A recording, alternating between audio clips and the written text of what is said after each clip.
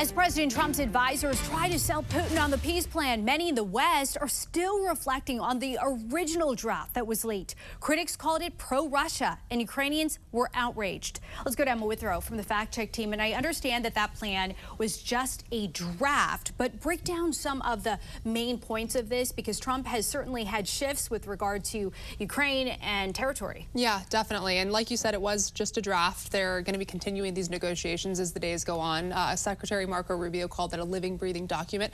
So changes are bound to be made. But just for starters, the big headlines of this draft are number one being territory. So Ukraine would have to accept Russia's control of Crimea, Luhansk, and all of Donetsk, and then also freeze the front lines in the south. Next one is military and NATO. Ukraine's army would be capped at 600,000, and it would also have to put in its constitution that it would never join NATO.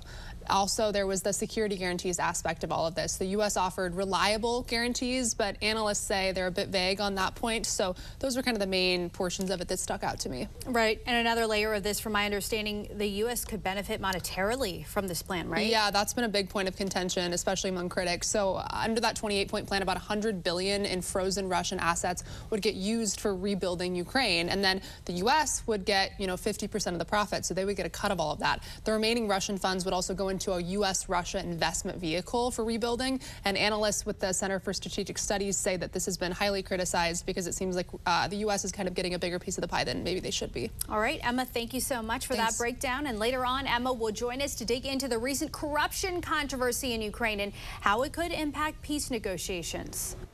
As President Trump's advisors meet with Russian President Vladimir Putin to push forward on a peace plan, Ukraine is still reeling from a corruption scandal. Let's go to Emma Withrow from the fact-check team. To start things off, Emma, just tell us about the high-ranking officials that are facing these allegations. Yeah, there's a long list of them that are involved in all of this. It's including, former deputy prime minister. All of these people have either been named or charged. Also, Zelensky's former business partner and others. They're all accused of embezzling $100 million of public funds that were specifically supposed to go towards Ukraine's energy sector. So Zelensky's chief of staff, former chief of staff, I guess you could say, who's the country's second most powerful person, he was allegedly involved, and he was, ended up publicly resigning the other day. Zelensky talked about it. So it's very, a large scope of people who are involved, it looks like. And we should point out that Ukraine has been accused of corruption for years. Yeah. Some have raised concerns as we look at defense spending, of course, about billions of American taxpayer dollars to help their defense.